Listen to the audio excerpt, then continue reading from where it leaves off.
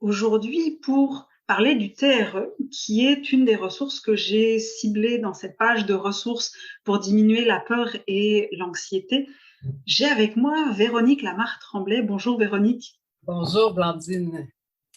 Merci d'avoir accepté de faire cette petite capsule qui a vraiment pour but d'informer, mais surtout de permettre à la personne d'être dans sa souveraineté quand elle va voir un thérapeute en TRE, si jamais elle a envie d'aller en voir un. J'avais envie de te poser comme première question, le TRE, ça s'adresse à quel type de problématique? Oui, le TRE, premièrement, c'est un acronyme pour Trauma Tension Releasing Exercise, donc des exercices de relâchement des tensions et des traumatismes, ce qui veut dire que ça peut s'adresser vraiment à un très large éventail de situations ou de conditions, partant d'une volonté de mieux gérer le stress de la vie quotidienne à une anxiété qui paralyse et des symptômes reliés au syndrome de stress post-traumatique. Puis en fait, les symptômes associés au stress chronique, ça peut aller de l'ordre de problèmes de digestion, de sommeil, de concentration, tension musculaire qu'on n'arrive pas à relâcher, capacité à être en relation de façon zen, capacité à gérer ses émotions. Donc, c'est vraiment très, très vaste. Mais je dirais donc pour toute personne qui a envie d'avoir une capacité d'adaptation plus grande à ce qu'elle vit, peut bénéficier grandement de cette approche-là. Ok, waouh, c'est vraiment très large. Et donc, qu'est-ce que je pourrais m'attendre comme effet, bénéfice de faire du TRE? Ouais. En fait, le TRE, en deux mots, ça vise à permettre au système nerveux de revenir au neutre. Donc, quand on vit un stress, de la peur, une situation qui nous met dans une anxiété, c'est une réponse neurobiologique sur laquelle on n'a pas de contrôle conscient, sur laquelle même rationnellement, on comprend pas des fois pourquoi on vit ces différentes manifestations-là. Et donc, ce que ça va apporter, c'est que sans même avoir à faire une thérapie verbale ou à comprendre, notre corps va lui-même être capable de relâcher une partie des tensions ou du stress qui est accumulé. Donc, ça va vraiment apaiser et permettre justement, comme le système nerveux va revenir progressivement au neutre là, selon le degré de stress accumulé, toutes nos fonctions involontaires, autonomes, vont mieux aller. Notre capacité de réfléchir puis de contrôler les choses, ça, c'est notre néocortex, c'est notre cerveau rationnel conscient qui prend le lead. Quand on se sent en insécurité, quand on est dans la peur, c'est nos cerveaux primitifs qui prennent le dessus. Donc, euh, tout ce que ces cerveaux-là associés à notre survie vont mettre et enclencher comme phénomène, mobilisation d'énergie, contraction des muscles, hypervigilance, arrêt de la digestion, etc., c'est ça qu'on va venir apaiser puis relâcher quand on fait du TRE. Donc, tout ce qui est associé à plus d'énergie en disponibilité, meilleur sommeil, meilleure capacité finalement à revenir dans notre cerveau rationnel conscient pour choisir ce qu'on veut vivre comme réaction ou comme façon d'être au monde. Ok, donc ça redonne le choix au lieu d'avoir les réactions automatiques qui partent toutes seules. Exact. Mais, mais toi, Véronique, parce que c'est quand même pas neutre de faire se proposer ce genre d'exercice-là. Donc, qu'est-ce qui t'a donné dans ta vie l'envie de pratiquer et transmettre le TRE? Ouais. En fait, c'est très drôle parce que c'est une pratique qui finalement amalgame un peu tout ce que j'avais développé avant. Moi, je suis travailleuse sociale de formation, éducatrice somatique. Éducatrice somatique, c'est l'étude donc du développement psychomoteur, du développement de soi dans le corps. Et dans le fond, le TRE, c'est ça, c'est une compréhension neurobiologique du stress et du traumatisme. Et j'avais la chance de connaître une praticienne de TRE, Cyrine Benmamou, avec qui je travaillais dans un autre contexte et qui me parlait de cette compréhension-là du traumatisme qui, je trouvais, avait jamais été vraiment, en tout cas, et pas ce qu'on entend en général, parce que les gens qui sont amenés à avoir des traumatismes, souvent, vont faire essentiellement des thérapies verbales, prendre des médicaments.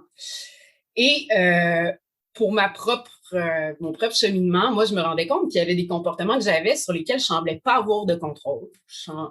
Même si je comprenais pourquoi ça s'enclenchait, même si j'étais consciente de certains enjeux de vie, il y avait toujours des façons d'être limitantes pour moi sur lesquelles on dirait que j'arrivais pas à avoir, c'est ça, de pouvoir. et de contrôle.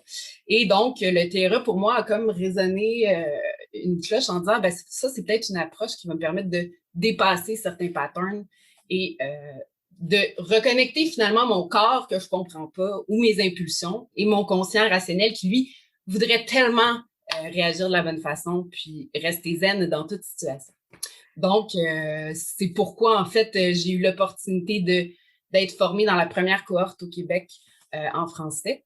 Et ben, c'était comme une occasion un peu trop belle pour ne pas l'apprendre. Mais au départ, je pensais même pas être praticienne. Je pensais juste le faire pour moi, un peu comme une démarche que j'aurais faite avec un autre spécialiste. Et finalement, ben, ça m'a tellement apporté de bénéfices. Puis j'ai trouvé ça tellement riche aussi de comprendre notre système nerveux, finalement, qui est quand même la base avec laquelle on fonctionne dans toute situation. Et ben, j'ai eu envie de le transmettre par la suite. Ben justement, à propos de compréhension, est-ce que tu pourrais nous dire sur quel principe ça repose le TRE? Oui.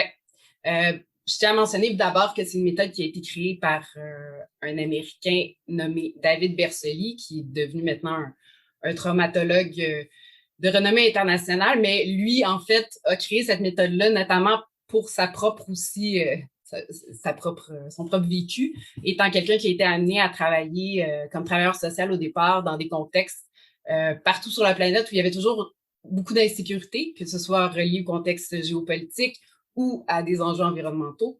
Lui-même, finalement, à un moment donné, est revenu avec des symptômes de stress post-traumatique. Et il s'est donc intéressé à voir comment on pouvait dépasser puis finalement transcender ces vécus-là qui, même s'ils sont plus présents, même si on se retrouve plus dans le contexte de danger, nous maintiennent en état d'alerte, que ce soit donc par tous les symptômes dont on a parlé tout à l'heure. Et à travers différentes recherches dans différentes disciplines, que ce soit la neurologie, la biologie, la psychologie, c'est comme ça qu'il en est venu à développer cette méthode-là, donc qui repose sur deux constats principaux, je dirais. C'est-à-dire que tout être vivant et mammifère que nous sommes, quand on perçoit un danger, que ce soit une perception objective, j'ai un couteau sous la gorge, il y a des bombardements au-dessus de ma tête, ou subjective, donc pour moi, parler en public est un grand stress ou une grande forme d'anxiété. Mon contexte de travail, déménager, ne va pas être vécu de la même façon pour toutes les personnes. Donc, que ce soit objectif, danger pour tout le monde ou subjectif, quand notre organisme se sent menacé, quand on interprète qu'il y a un danger, on va tous avoir trois réactions primitives, que ce soit, ben, premièrement, on va essayer de fuir le danger. Ensuite, on va essayer de le combattre. Puis si on est impuissant à faire l'un ou l'autre, on va figer, faire le mort. Toutes ces réactions-là vont donc, comme je le disais au début, déconnecter notre cerveau, notre néocortex rationnel conscient, pour donner le lead à nos deux cerveaux plus primitifs, cerveau reptilien, donc qui est vraiment responsable de toutes nos fonctions vitales de survie, et notre cerveau limbique qui est le siège de nos émotions.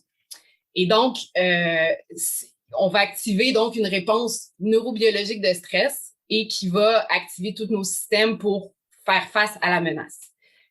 Quand cette mobilisation-là d'énergie n'a pas pu être utilisée pour soit combattre ou fuir, ben elle va rester dans notre système et elle va continuer à envoyer l'information à notre cerveau qu'on est en danger. Parce que cette réponse-là de stress est faite pour être déchargée dans l'action, est faite pour éliminer le danger momentanément. Si on n'a pas réussi à se décharger, ben, comme je le disais, ça va créer une boucle qui ne va jamais pouvoir se compléter.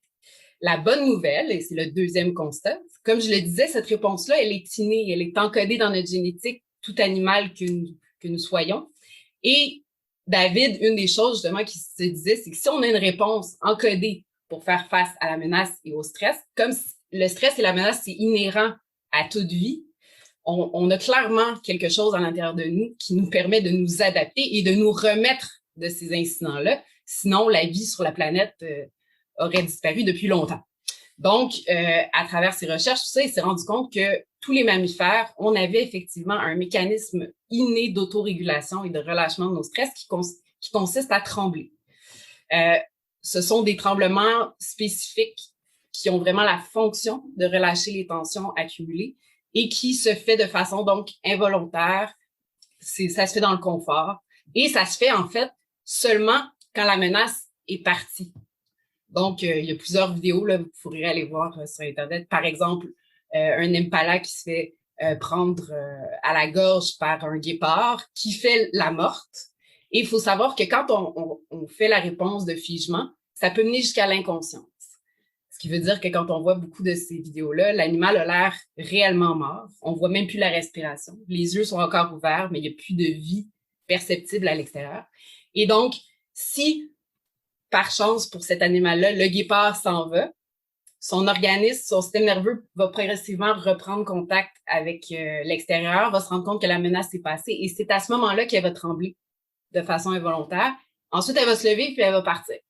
Donc, oui. Mais justement, alors, comment ça marche? Parce que là, tu parles de tremblement. Ouais. Comment ça marche en séance? Et justement, rapidement, parce que c'est vrai que là, le temps file. Donc, est-ce que tu peux nous dire un petit peu, juste pour que la personne qui nous écoute puisse savoir un petit peu qu'est-ce qui se passe? À quelle sauce je vais me faire manger? Oui, absolument. Ben, en fait, c'est ça qui est fascinant. C'est donc que le TRE, ce n'est pas les tremblements, parce que les tremblements, c'est quelque chose qu'on a de façon innée dans notre capacité d'autorégulation naturelle. Donc, le TRE, ça consiste à réactiver ces tremblements-là, qui, chez l'être humain, vont avoir été souvent inhibés parce que trembler, c'est un signe de faiblesse, de manque de contrôle. On comprend pas pourquoi on tremble, parce qu'on a ça, si on n'avait pas eu ce type d'accompagnement-là, ben, on n'aurait pas cet enjeu-là à ne pas pouvoir s'autoréguler. Donc, ça consiste en 7 exercices super simples qui peuvent être faits par des enfants, adaptés à toutes sortes de conditions physiques, qui visent à chaque fois à venir étirer et fatiguer certains muscles qui empêchent les tremblements de se faire parce qu'ils sont restés dans une tension tellement grande que notre organisme, justement, ne pense pas qu'il est assez en sécurité pour relâcher. Parce que si on maintient des tensions dans notre corps, ça envoie encore une fois au cerveau le message qu'on est en danger. Donc, dans un contexte de sécurité, avec un accompagnement donc d'une praticienne ou d'un praticien de TRE, on ramène du relâchement par justement des exercices au niveau musculaire qui viennent relâcher les muscles et ensuite on laisse l'organisme décharger le stress. Donc, ça va se faire par des mouvements, des tremblements. Il peut y avoir des charges émotives qui vont monter parce qu'elles sont associées à la réaction biologique de stress. Des émotions dont on ne fera pas nécessairement le lien avec des événements, parce que pleurer, parce que avoir envie de crier parfois, ça fait partie des mécanismes de relâchement et d'autorégulation. Rire aussi. Donc, ça se peut que ça se manifeste aussi par des émotions, sans qu'on ait à faire le lien, parce que ces émotions-là vont enfin pouvoir sortir puis s'exprimer. Ouais, donc on n'a pas besoin de comprendre parce que en fait on s'en fiche, c'est juste ça sort puis on laisse sortir. Et je sais que les tremblements se font à l'horizontale, donc la personne ne risque pas de tomber ou quoi que ce soit. C'est juste ça se fait à l'horizontale, comme ça on est sûr que tout va bien, qu'il y a pas de danger ou quoi que ce soit. Et si on pratique le TRE, à quel genre de résultat on peut s'attendre? Ben encore une fois, selon notre vécu, selon nos ressources. Parce que comme je l'évoquais un peu, le fait de pouvoir se relâcher est vraiment associé à un sentiment de sécurité qu'on va venir soit recréer à l'intérieur de la personne, c'est-à-dire une connexion avec ses propres ressources internes puis sa propre sécurité intérieure. Puis parfois, ben, ça n'a pas été développé pour toutes sortes de raisons. Donc, selon le niveau ou d'anxiété ou d'insécurité, ça peut prendre plus ou moins de séances d'accompagnement et plus ou moins de séances pour avoir des résultats où les symptômes vont disparaître en grande partie ou complètement. Donc, on peut s'attendre clairement après comme effet à retrouver beaucoup plus de calme, beaucoup moins de tension, une plus grande confiance aussi en soi. Moi, c'est un des impacts que je vois beaucoup, c'est-à-dire, même si on ne parle pas, même si c'est pas une thérapie verbale, on est des êtres incarnés. On a beau penser qu'on a une tête puis un corps, comment notre corps est, influence comment on perçoit le monde, etc. Et donc, juste le fait, finalement, de retrouver ce contact-là avec nos sens, avec le sens de soi, ben, ça fait que souvent, les gens vont être beaucoup plus aptes à poser leurs limites dans la vie, à moins être parce que aussi tu es plus en contact avec le stress, plus conscient des tensions qui vont se revenir. Donc, il va aussi avoir tout un impact au niveau de prendre beaucoup plus soin de soi, et être beaucoup plus capable aussi de nommer ses limites et de ne pas retomber un peu dans des patterns qui nous mènent beaucoup trop loin avant qu'on en prenne soin. Donc, c'est autant des impacts très physiques, mieux dormir, mieux respirer, être beaucoup plus calme, que, je dirais, relationnel ou psychique. OK. Et justement, t'en parlais un petit peu dans ce que tu disais avant, le au bout de combien de temps? Parce que c'est aussi ça, tu sais, on veut savoir au bout de combien de temps, mais quand on discutait un petit peu avant, tu me disais, il y a des personnes qui viennent te voir qui sentent un mieux-être dès la première séance. C'est-à-dire que c'est pas, t'as pas à attendre un mois avant qu'il y ait des effets positifs. Absolument. En fait, en général, dès la première séance, il va y avoir un sentiment de relâchement. Souvent, l'impact ressenti du premier, ça va être un peu comme après un gros massage. Donc, comme il y a un relâchement des tensions, ben, on va se sentir des fois fatigué de relâchement. Ouais. Donc, puis en même temps, un sentiment de légèreté parce qu'il y a beaucoup de tensions accumulées, par exemple, dans les épaules, qui vont avoir réussi à être évacuées. Donc, oui, relâchement. Et justement, c'est quand on parle justement, si on a un petit budget, comment est-ce qu'on fait avec le TRE, tu sais, la fréquence, combien de séances on a besoin, puis aussi, c'est quoi l'implication? Parce que bon, ouais. comment ça marche? Ouais. Théoriquement, justement, c'est une méthode qui pourrait être apprise une fois, c'est-à-dire la personne comprend les exercices, les maîtrise et elle vient voir une fois un praticien, une praticienne, puis elle repart avec cet outil-là et elle est autonome. Donc, théoriquement, c'est ça l'idée. Par contre, on se rend compte dans la pratique que en bas de 3 à 4 séances, c'est très difficile pour la personne d'être autonome et qu'elle maintienne cette pratique-là. Sachant aussi que à chaque expérience, ce que le corps va manifester, ce qui va se produire est très différent. Donc, ne serait-ce que pour que la personne comprenne, OK, s'il se passe ça, c'est normal, je peux aborder ça comme ça. Parce que le but aussi, c'est de pas que la personne ne reste pas prise, submergée par ce qui se passe ou figée parce qu'elle comprend pas, parce qu'elle a peur du processus qu'elle ne contrôle pas, même si elle le maîtrise tout le long. Donc, 3-4 séances, je dirais idéalement. Ce qui fait que c'est une approche qui est peu coûteuse par rapport à beaucoup d'autres types de thérapies déjà. Ensuite, moi, ce que je trouve aussi qui peut être une stratégie intéressante pour des gens qui ont moins d'argent, c'est de le faire en groupe. C'est quelque chose qui se pratique aussi en groupe. Donc, des fois, de rassembler quelques personnes, des amis de confiance, ou à son travail, de proposer ça si on travaille dans un milieu stressant par définition, ça rend ça beaucoup plus abordable qu'une séance individuelle. Ensuite, quelle autre stratégie? Oui, ben en fait, au niveau de la fréquence, les séances, les 3-4 premières séances, idéalement, sont faites, je dirais, une fois par semaine.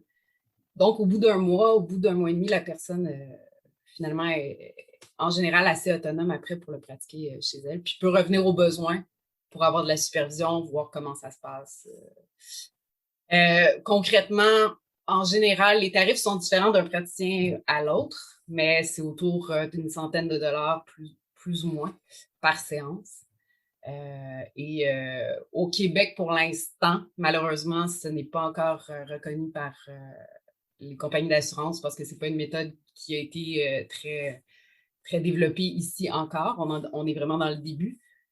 Donc, malheureusement, on peut pas avoir accès à un remboursement au niveau des assurances. OK. Et puis en France, j'imagine que de toute façon, c'est un peu la même chose. En Europe, en tout cas, c'est pas encore quelque chose qui est suffisamment connu et reconnu, même si ça a des effets vraiment très vrais, très marquants dans le corps. Donc, merci beaucoup, Véronique. Je pense que celles et ceux qui nous écoutent vont vraiment avoir tout ce qu'il leur faut. Toi, tes coordonnées sont sous la vidéo, dans la description, sachant que les rendez-vous se font en personne. On peut pas faire de rendez-vous en visio. On peut faire aussi en virtuel. Okay. Moi, j'aime toujours, si on a le choix, je préfère le présentiel, surtout pour une première expérience. Mais les deux sont possibles et les deux se font très bien aussi. Okay. Puis de toute façon, sinon, il y a des sites justement qui parlent du TRE avec des praticiens proches de chez soi, donc on peut aller chercher à ce niveau-là. Mais voilà, celles et ceux qui veulent te retrouver pourront voir tes coordonnées dans la description de la vidéo. Donc, merci beaucoup, Véronique. J'espère que ça a éclairci pas mal de choses et Et donc, ben, moi, je sais pas quoi souhaiter à part juste, on dit quoi, bon rétablissement, en tout cas, bonne reconnexion avec soi-même, c'est ça? Ouais, j'aime beaucoup ça. Bonne réintégration, bonne reconnexion. Euh, puis on peut sortir finalement grandi, même si on a vécu des traumatismes importants. Puis c'est ça aussi que je pense que les gens doivent savoir. On n'a pas à rester pris avec des impacts chroniques desquels on n'arrive pas à se défaire. La vie est faite pour être capable finalement de continuer à vivre, voire à apprendre grâce à ces vécus-là et pas rester figé. Yes. Merci Véronique.